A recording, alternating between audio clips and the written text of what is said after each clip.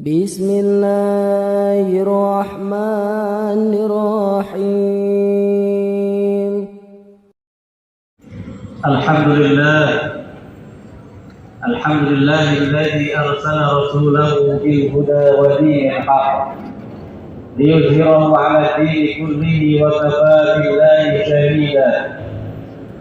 Ashhadu an la ilaha illallah wahdahu la sharika lahu wa ashhadu anna Muhammadan 'abduhu wa rasuluhu la nabiyya wa la rasula ba'dahu. Allahumma shalli wa sallim 'ala nabiyyil karim وعلى آله وأصحابه ومن سن بسنته ومن دعا بدعوته إلى يوم الدين. أما بعد فيا أيها المسلمون فيا أيها العباد الله أوصي نفسي وإياكم بتقوى الله وطاعته فقد فاز المتقون.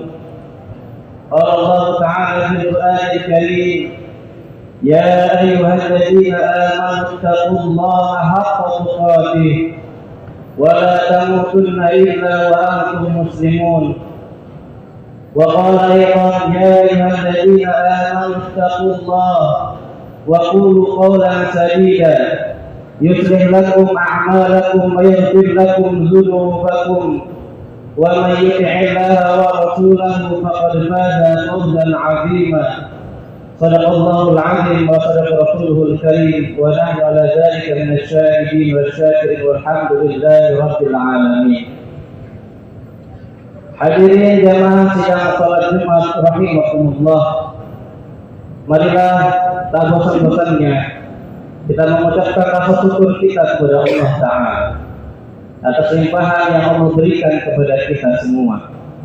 Dengan mengucapkan alhamdulillah segala nikmat yang Allah berikan kepada kita semua, mari kita aplikasikan dengan taat kepada Allah dan taat kepada Rasul-Nya.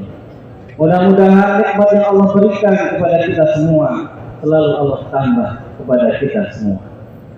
Salawat dan salam marilah kita haturkan kepada baginda Nabi kita Muhammad sallallahu alaihi wasallam. Mudah-mudahan kita diberikan keistiqomahan untuk selalu menjalankan sunnah-sunnahnya, meneladani teladan contoh-contoh baginda Nabi kita Muhammad sallallahu alaihi wasallam. Jamaah hadirin al-fakir berwasiat kepada diri khotib sendiri dan jamaah sekalian, mari pada kesempatan yang berbahagia ini kita tingkatkan keimanan dan ketakwaan kita kepada Allah. Karena sesungguhnya bekal yang paling utama menghadap Allah adalah takwa. Yang hakikatnya takwa adalah menjalankan segala perintah-perintah Allah dan meninggalkan segala larangan-larangan Allah. Mudah-mudahan kita diberikan kekuatan, diberikan kesabaran untuk menjalankan kewajiban kita sebagai hamba Allah, dan kita mendapatkan titel takwa dari Allah Subhanahu wa Ta'ala yang Allah akan janjikan kepada kita adalah surga. Jamaah hadirin sidang salat Jumat rahimakumullah. Pada suatu saat Rasulullah sallallahu alaihi wasallam didatangi oleh seseorang sahabat. Dalam riwayatnya dari Abi Ayyub Al-Ansari radhiyallahu anhu, ja'a rajulun ila Nabi sallallahu alaihi wasallam faqala: ya Rasulullah, aidilni wa aghdis. Sahabat tersebut bertanya kepada Nabi Muhammad sallallahu alaihi wasallam, wahai Rasul, ajarkan aku sebuah ilmu yang singkat, ajarkan aku sebuah nasihat yang singkat. Maka Rasulullah menjawab, idza kunta fi shalatika fa sholli sholata muwaddi'in. Kata Rasul, jika engkau melaksanakan salatmu, maka tunaikanlah salatmu itu seakan-akan salatmu itu adalah salat terakhirmu. Jamaah hadirin, Nabi Muhammad SAW menginginkan kepada kita semua agar kita selalu memperhatikan kualitas salat kita. Tapi sebelum itu, ada penelitian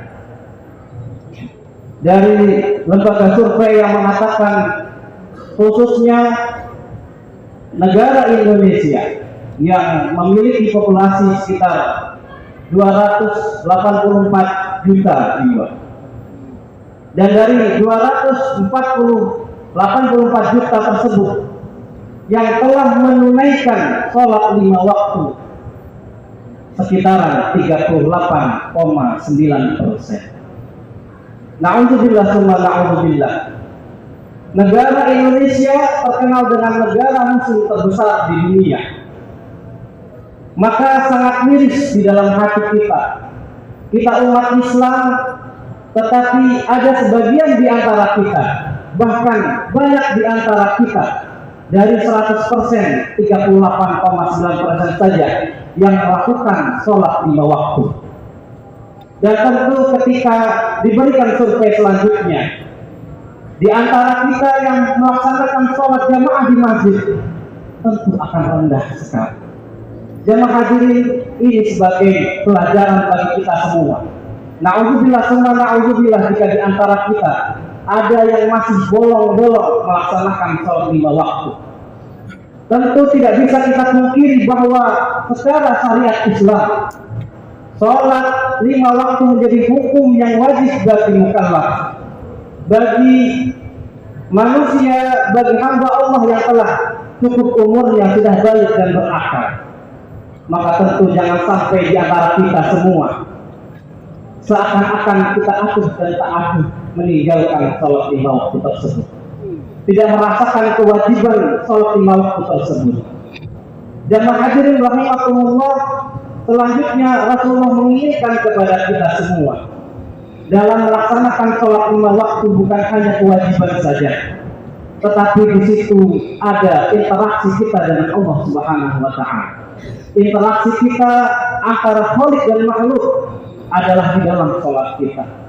Tentu ketika di antara kita melaksanakan sholat dengan sebaik-baiknya, dengan maksimal, dengan optimal, memahami arti dan kandungan daripada bacaan-bacaan sholat, maka tentu perubahan drastis pada diri kita dalam keseharian kita. Maka Allah Subhanahu wa Ta'ala berfirman, inna sholata tanha 'anil fahsya'i wal munkar. Sesungguhnya salat itu dapat mencegah perbuatan keji dan munkar.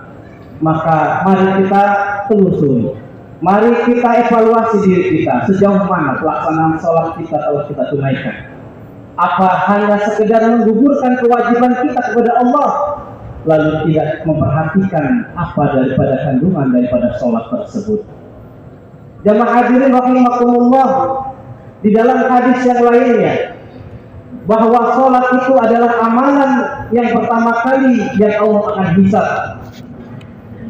Innal ladzi yuhasabul mar'u yawmal qiyamah as-shalah. In salahat salatuhu salahan li sa'iri a'malihi wa in fasadat fasada kullu a'malihi. Di dalam hadisnya fima ma'nahu, bahwa sholat adalah pertama kali yang akan dihisab kepada umatnya. Sesungguhnya sholat tersebut, jika sholatnya baik, maka tentu amalan-amalan selanjutnya akan baik. Tetapi sebaliknya, jika sholatnya tidak baik, sholatnya rusak, sholatnya hanya sekedar menggugurkan kewajibannya saja, tidak memahami hakikat dari kandungan sholat tersebut, maka seluruh amal-amalnya akan buruk pula. Jemaah hadirin rahimakumullah, mari yang pertama ini nasihat dari Nabi kita Muhammad SAW kita jalankan sebaik-baiknya. Mari kita evaluasi sholat kita tunaikan dengan sebaik-baiknya, memahami kandungan dan hakikat sholat tersebut. Jemaah hadirin rahimakumullah, lalu Rasulullah SAW pun melanjutkan nasihat kepada sahabat tersebut. Wala tatakallam bi kalamin ta'tadiru minhu wadan. Janganlah engkau sekali-kali berkata yang mana di kemudian hari perkataanmu itu engkau akan meminta maaf kepada orang lain. Artinya jemaah sekalian, yang kedua ini Rasulullah mengingatkan kepada kita agar selalu menjaga lisan kita. Lisan tak bertulang, tetapi bahayanya dan mudaratnya sangat-sangat mendalam, sangat berbahaya, lebih tajam daripada pedang, lebih tajam daripada samurai. Maka harus menjaga lisan kita. Rasulullah mewanti-wanti kepada kita, man kana yu'minu billahi wal yawmil akhir falyaqul khairan aw liyasmut. Barang siapa yang beriman kepada Allah dan hari akhir, maka berkatalah baik atau sejaknya diam. Jamaah hadirin, jangan mudah kita memfitnah saudara kita, mengejek saudara kita, mengucapkan dengan panggilan-panggilan yang tidak baik kepada teman-teman kita, membuli dan lain sebagainya. Ini bukan karakter seorang muslim. Bahkan Nabi Muhammad SAW di dalam hadisnya yang lain menjelaskan indikator karakter seorang muslim yang sejati. Beliau mengatakan, al-muslimu man salimal muslimuna min lisanihi wa yadihi.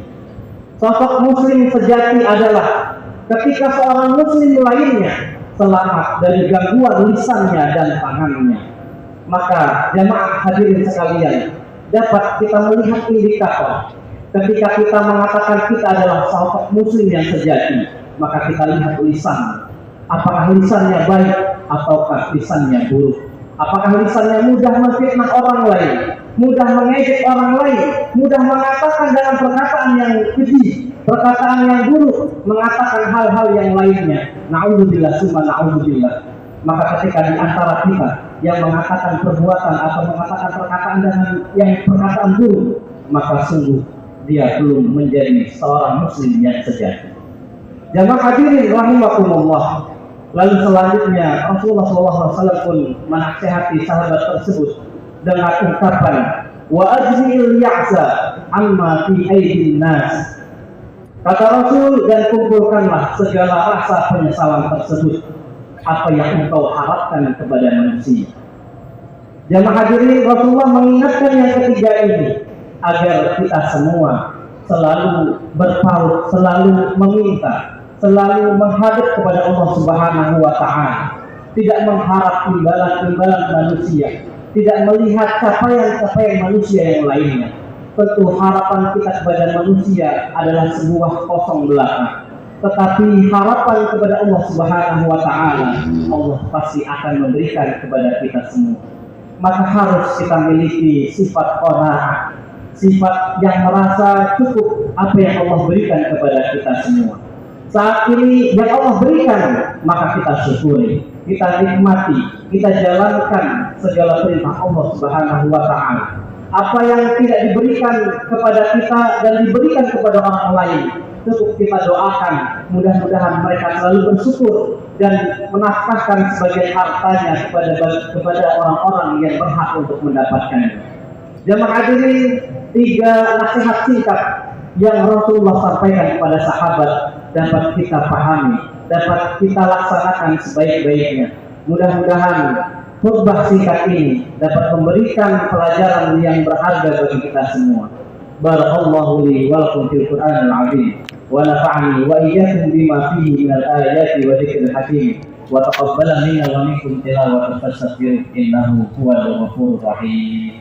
اللهم صل وسلم على سيدنا محمد وعلى آل سيدنا